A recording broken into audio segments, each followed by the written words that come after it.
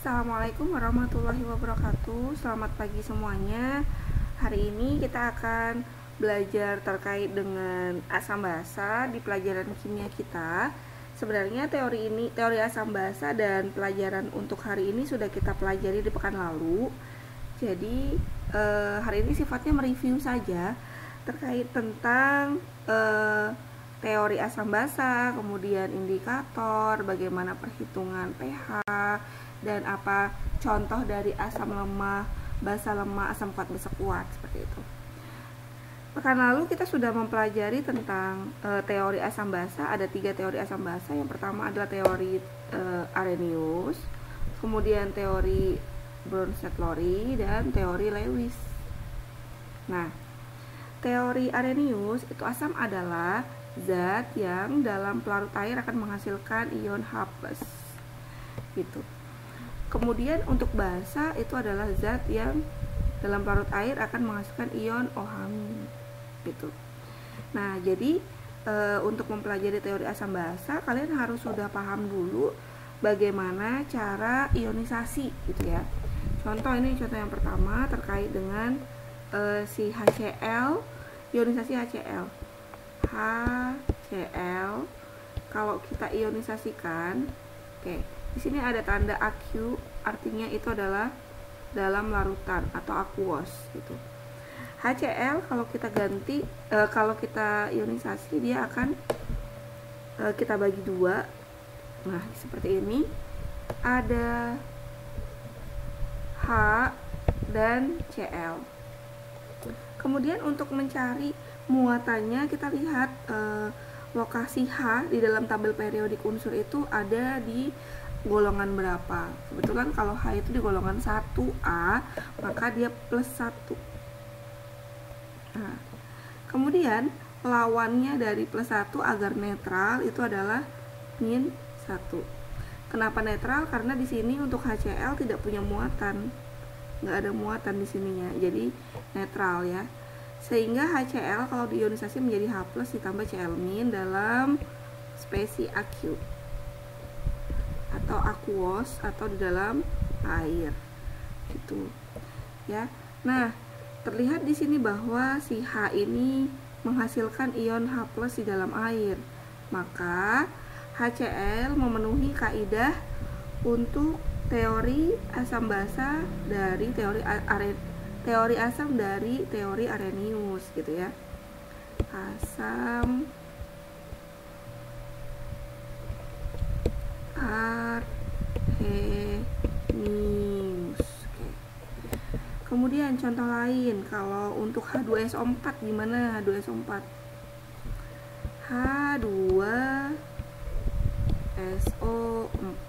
ya. Dalam aqueous sama seperti tadi, kita belah dulu jadi 2, H2 dan SO4 ya. Nah, kalau misalnya kita perhatikan dulu, ini ada indeks. Pastikan indeksnya ini hanya milik satu unsur. Saat indeks milik satu unsur, maka indeksnya akan berubah menjadi koefisien 2H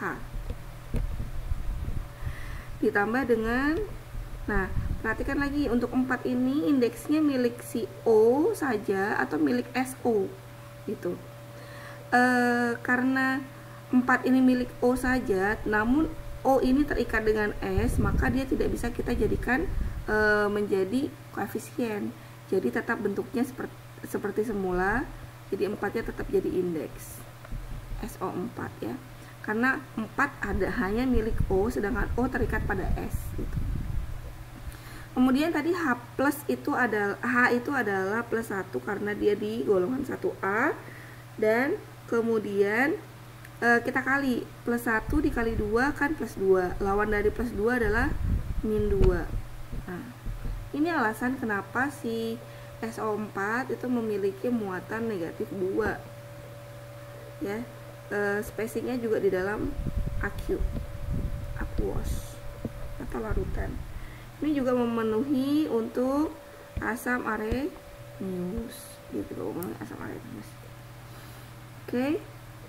Nah, kita hapus dulu. Bagaimana untuk basa? Untuk basa, contoh basa di sini apa ya? Contoh basa kalau di soal itu ada NaOH ya. NaOH, kita lakukan hal yang sama seperti tadi. Oke. NaOH ya. Bagi 2 NaOH nya, jangan lupa spesinya di dalam AQ.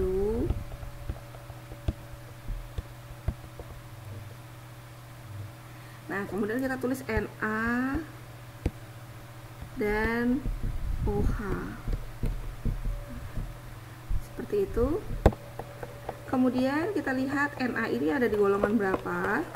Kalau di tabel periodik bagi yang belum hafal, seharusnya kelas 11 sih sudah hafal ya, dan sudah khatam dengan yang namanya ionisasi. Tapi nggak apa-apa, kita ulang karena mungkin ada di antara kalian yang belum terlalu memahami tentang ionisasi. Jadi kita ulang saja. Na itu ada di golongan 1A, maka dia harus plus 1. Nah, kembali lagi, lawan dari plus 1 adalah min 1 gitu di dalam spesi AQ ya. Nah, di sini terlihat bahwa NaOH itu menghasilkan ion OH- dalam air. Berarti si NaOH ini memenuhi teori basa Arrhenius gitu. Nah, bagaimana untuk yang contoh kedua? CaOH 2 kali. Ca dalam kurung OH 2 kali. Dalam spesi AQ. Sama bagi 2, Ca dan OH. Kemudian tuliskan Ca ditambah OH. Nah, perhatikan angka 2 di sini. 2 ini milik O dan H karena dikurungi di dalam kurung. Jadi 2 yang di sini merupakan indeks dari OH, sehingga kita bisa menjadikan si indeks ini menjadi koefisien di ruas kanan. Seperti ini. Oke. Kemudian kita cek dulu untuk Ca itu ada di golongan berapa? Ca itu ada di golongan 2, jadi plus 2. Lawan dari plus 2 adalah min 2. Nah, tapi min 2 ini harga yang harus dibayar untuk 2 OH. Jadi kalau untuk 1 OH nya berarti berapa? Jadi 1 OH nya adalah min 2 dibagi 2. Berapa itu min 2 bagi 2?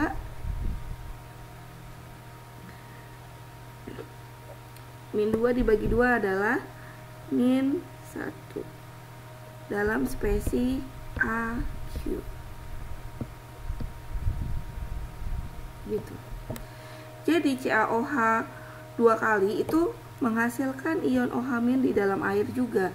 Jadi CaOH 2 kali juga termasuk dalam basa Arrhenius gitu. Dia memenuhi aturan untuk basa Arrhenius. Next kita lanjut untuk yang kedua, ada teori asam basa dari Bronsted-Lowry. Nah, kemarin untuk Bronsted-Lowry itu asam Bronsted-Lowry dia akan memberikan donor proton ya. Memberi donor proton.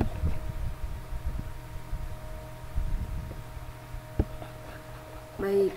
Memberi donor proton di sini, bentar saya hapus dulu ya karena terlalu sempit. Jadi kita hapus dulu. Oke.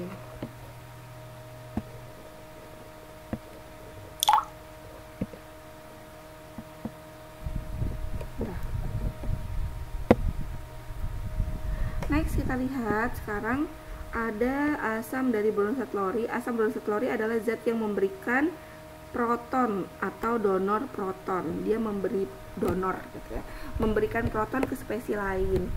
Sedangkan untuk basanya adalah zat yang menerima proton. Jadi memberi dan menerima proton. Memberi disebut donor, menerima disebut akseptor.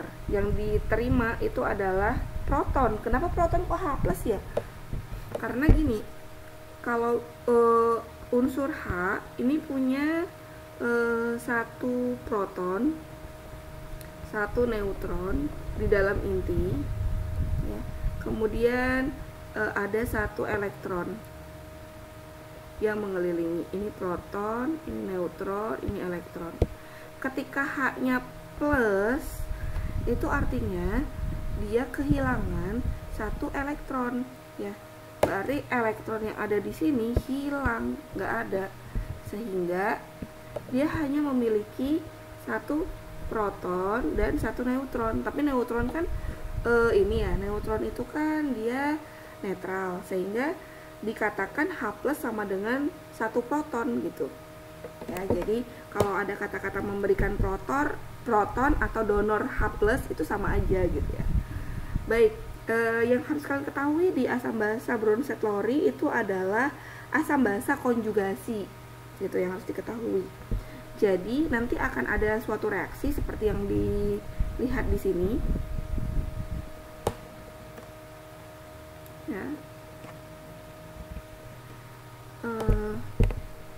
Bisa nggak ya resize? Nggak bisa di resize. Oke. Akan ada satu reaksi di sini, ada H2SO4 ditambah CH3COOH menghasilkan H2SO4, HSO4 min. Ini min plusnya salah ya dia. Jadi seharusnya seperti ini tulisannya.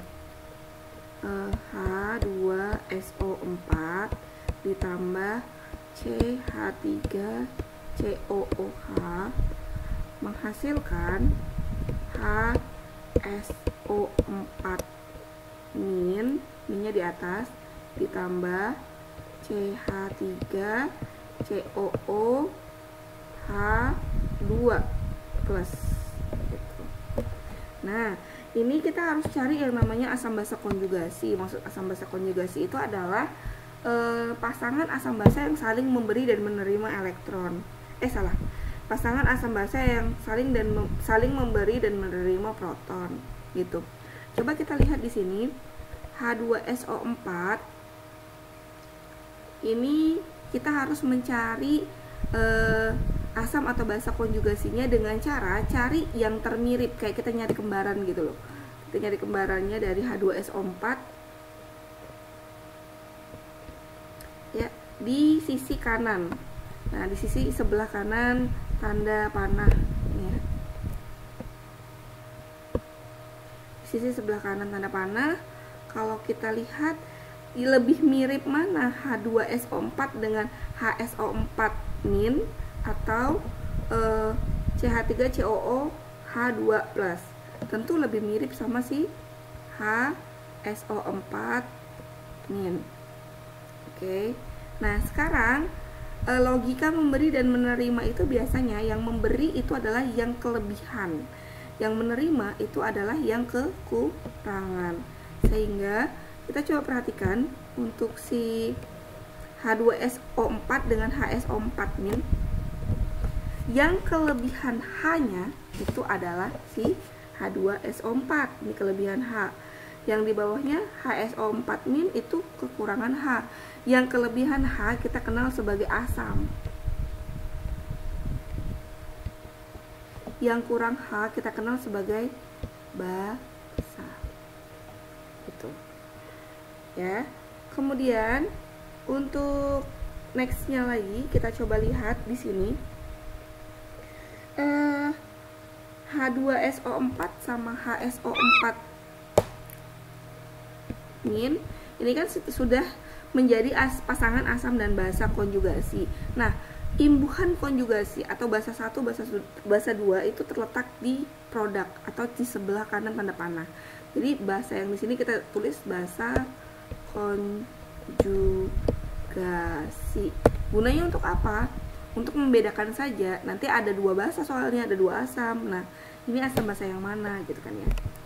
Oke, next lagi kita lihat untuk kembaran kedua, pasangan kedua ada CH3COOH dan CH3COOH2 plus gitu. Untuk CH3COOH, kita lihat, kita hitung H-nya cuma ada 1. H yang di depan itu milik senyawa CH3COO ya. Jadi kita nggak hitung. Kalaupun mau dihitung tetap aja 1 ditambah 3 kan 4 ya. Kemudian yang ini kita punya 2 H-nya. Kalau mau dihitung yang depan 2 tambah 3, 5. Jadi tetap yang lebih banyak adalah yang di sebelah kanan. Oleh karenanya yang di sebelah kanan kita sebut dengan asam karena lebih banyak H-nya. Yang sebelah kiri tanda panah itu kita sebut dengan basa. Nah, untuk kan di sini ada 2 asam kan ya. Ini asam dan asam. Asam yang di sebelah kanan tanda panah itu disebut, kita tulis dengan asam konjugasi. Gitu. Asam konjugasi. Dah. Nah, terakhir tentang Lewis, teori asam basa Lewis. Teori asam basa Lewis ini adalah asam adalah suatu zat yang bertindak sebagai penerima atau akseptor pasangan elektron. Sedangkan basa adalah bertindak sebagai pemberi atau donor pasangan elektron. Contohnya di H2O ditambah H+. Perhatikan di sini. Nah, ini harus tahu nih Lewisnya nih. Gimana cara bikin Lewis H2O? Cara membuat Lewis H2O itu kita lihat gini ya. Ini saya ajarkan cara membuat Lewisnya. H2O. Ini sebenarnya pelajaran kelas 10. Tapi kalau misalkan memang kalian belum terlalu paham, boleh dilihat lagi. Kalau sudah paham ya di skip aja. H2O itu terdiri dari 2 unsur H dan 1 unsur O.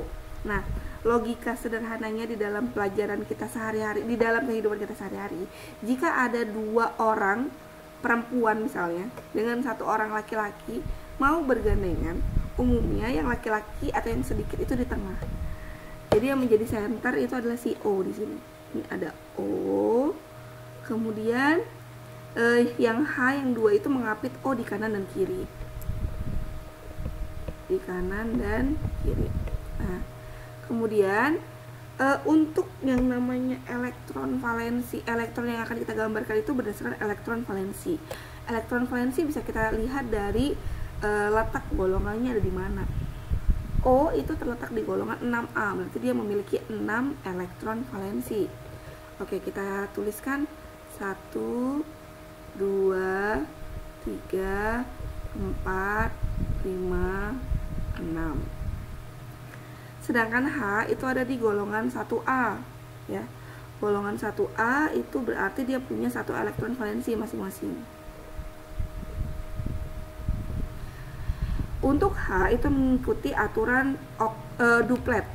Aturan duplet itu maksudnya jika di sekitar H itu ada 2 elektron, maka si H-nya itu sudah stabil. Berarti H yang ini ada 2 elektron di sekitarnya, sehingga dia sudah stabil ya. H yang ini juga ada 2 elektron.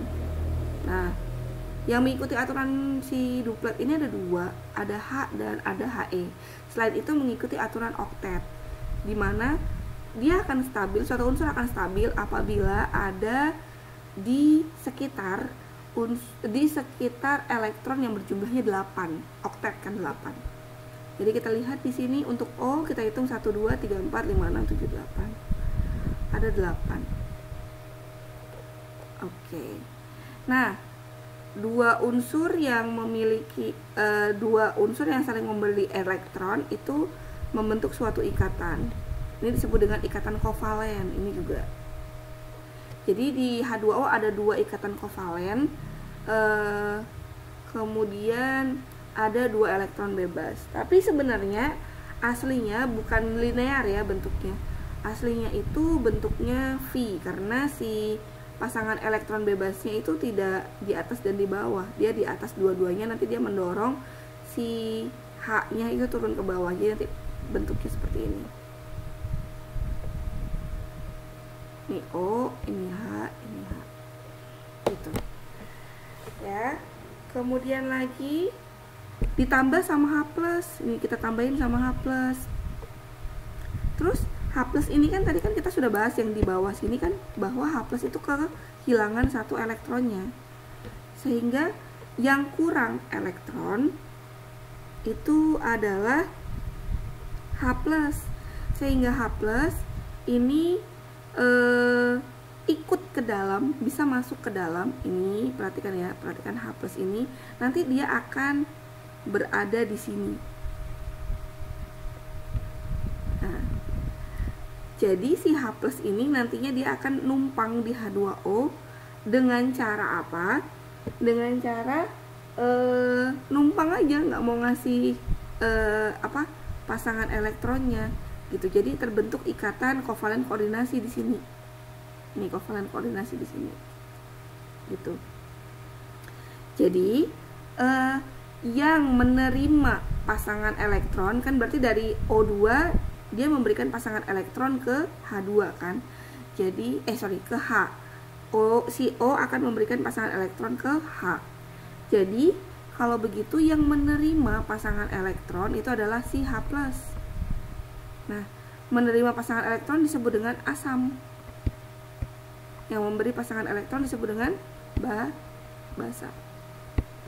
Jadi ini nih ikatan yang elektron yang dua ini akan disumbangkan ke H+ membentuk suatu ikatan. Disebut dengan ikatan kovalen koordinasi. Karena si O-nya yang memberikan elektron, maka dia disebut basa. Karena H-nya yang menerima elektron, dia disebut dengan asam. Itu kira-kira untuk yang sesi pertama.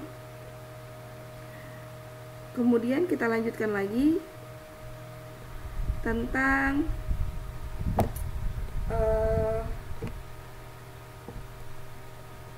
indikator asam dan basa. Kemarin indikator asam dan basa juga kita sudah pelajari, tapi lebih banyak ke indikator asam basa yang alami ya.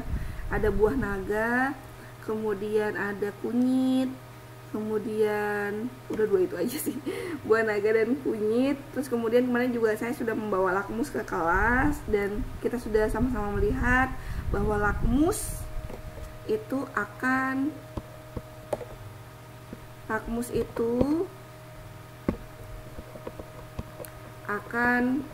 memerahkan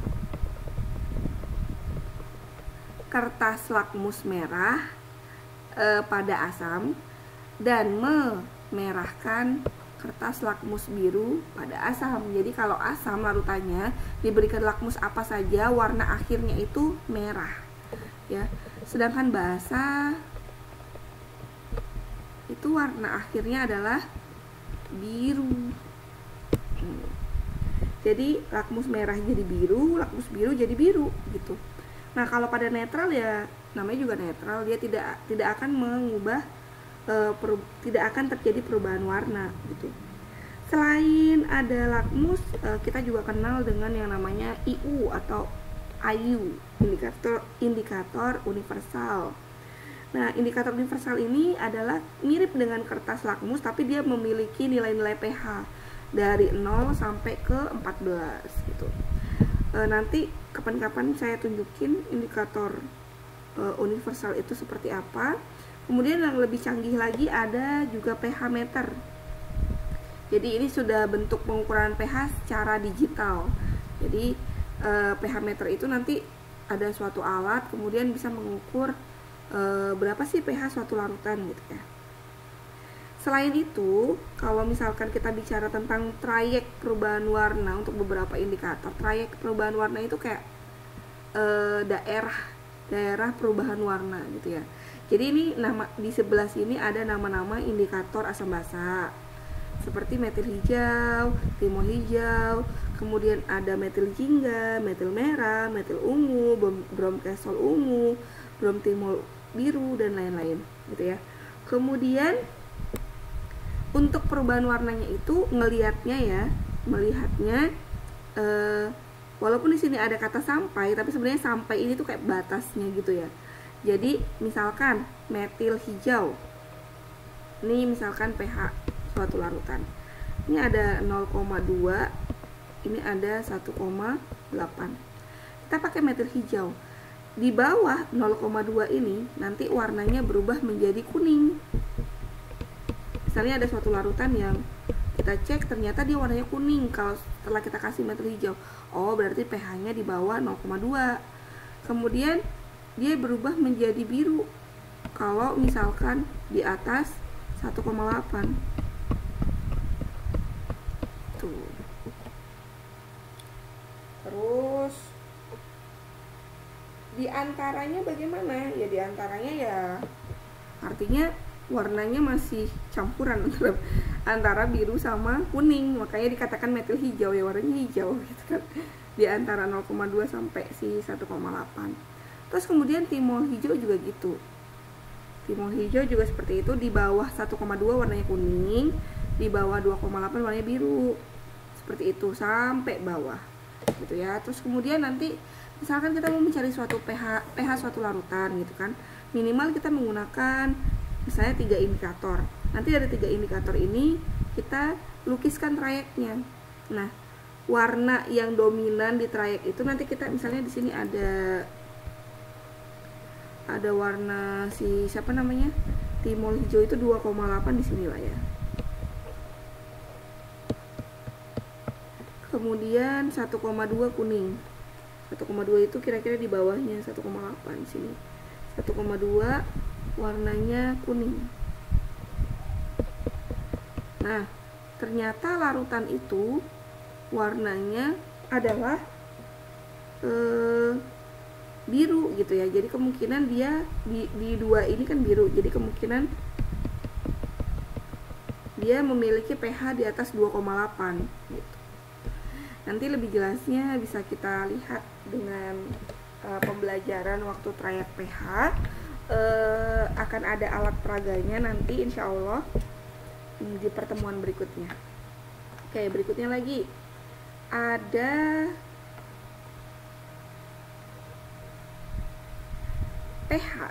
Nah, ini kita kemarin sudah lihat, sudah membaca, mempelajari terkait dengan pH. Rumus pH itu adalah min log H plus, dan rumus POH. Jadi selain pH, pH itu kan adalah sebuah ukuran ya, ukuran yang menyatakan tingkat keasaman. Jadi kalau pH itu tingkat keasaman atau kebasaan bisa. Jadi kalau misalnya pH dari 0 sampai 7 sama dengan asam, dari 7 sampai 14 sama dengan basa. Tapi bisa juga kita menghitung basanya langsung pakai POH. POH ini rumusnya adalah min log OH min. Oke. Baik, kemarin sepertinya saya memberikan satu soal ke kalian. Itu berapakah pH dari HCl 0,05 molar? Gitu kan? Nah, cara menghitungnya bagaimana? Tetap yang pertama, lakukan dulu ionisasi HCl H plus ditambah Cl min ya. Kemudian yang kedua, kita lihat kalau HCl-nya 0,05 molar, H plusnya berapa? Pakai perbandingan koefisien. Oke. Koefisiennya HCl 1, H plus 1, Cl 1. Jadi Cl min 1. Jadi semuanya sama. Ini 0,05 molar. Ini juga 0,05 molar gitu ya. Jadi si H plusnya, data H plusnya ini nanti yang akan kita gunakan gitu. Jadi untuk mencari pH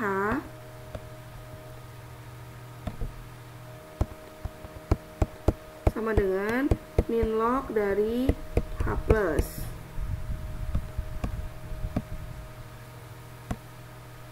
Min log H plus, jadi kita masukin min log 0,05, atau bisa kita buat min log dari 5 kali 10 pangkat min 2. Oke. Sifat logaritma ya, sifat logaritma untuk pH itu adalah kalau misalnya ada perkalian untuk logaritma itu bisa kita uraikan menjadi bentuk penjumlahan masing-masing logaritmanya. Jadi bisa kita tulis min dalam kurung log 5 ditambah log 10 pangkat min 2. Jadi sama dengan min log 5 ditambah log 10 pangkat min 2 kan hasilnya 2, min 2 dikalikan dengan min, jadi plus 2. Atau bisa kita tulis dibalikin 2 kurang log 5. Nah, kalau untuk POH bagaimana? Untuk POH sama aja, misalnya ada NaOH gitu kan ya. Misalnya nih ada NaOH, kita uraikan menjadi Na plus ditambah OH min. Nah, si OH min ini nanti akan menyebabkan, inilah yang akan kita hitung. Si OH min inilah yang nantinya akan kita hitung. Berapa sih molaritasnya, kemudian kita masukkan ke dalam rumus ini. Tuh. Oke, kemudian ada yang namanya kesetimbangan air. Kalau H2O itu kan jadinya nanti H plus ditambah OH min. Gitu kan. Ada kesetimbangan air seperti pelajaran kesetimbangan kita kemarin, ada Kc sama Kp. Kc itu konsentrasi ya. Jadi seperti ini. Kelihatan nggak kalian?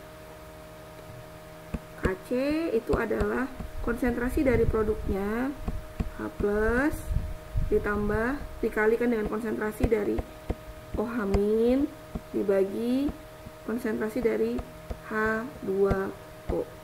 Nah, jadi untuk tetapan air itu nantinya, tetapan air itu KW, ada tulisan KW di sini. KW itu adalah Kc dari konsentrasi H2O. Jadi kalau kita lihat dari sini, ini pindah ruas ke sini, jadi hasilnya adalah H plus dikali OH min saja untuk KW. Atau kalau kita ubah jadi dalam bentuk pH, maka nanti akan menghasilkan nilai pH ditambah POH itu sama dengan 14 gitu ya, karena kan air netral ya, dikatakan bahwa air itu memiliki pH-nya itu 7, POH-nya 7. Jadi kalau ditambahin jadinya 14 pH ditambah OH. Gitu. Terakhir tentang contoh asam kuat, asam lemah. Jadi yang dikatakan asam kuat, asam lemah, basa kuat, basa lemah itu bergantung pada ini derajat ionisasinya, ya, kemampuan dia mengion atau bagaimana ini derajat ionisasi alfa ya biasanya dikenal ya. Nah ini dia. Jadi kalau misalnya untuk yang si H plus itu rumusnya itu sebenarnya ini saja, nanti A dikali dengan Ma, jumlah ion yang dilepas dikali dengan konsentrasi. Nah jumlah ion yang dilepas misalnya di H2SO4 ada 2H plus, jadi ada 2 ion yang dilepas dikali dengan konsentrasi H plusnya berapa, itu nanti dicari dimasukkan ke dalam si konsentrasi asam, mohon maaf, M itu konsentrasi asam. Jadi ada 2 dikali dengan konsentrasi H2SO4 gitu, baru sama dengan H plusnya.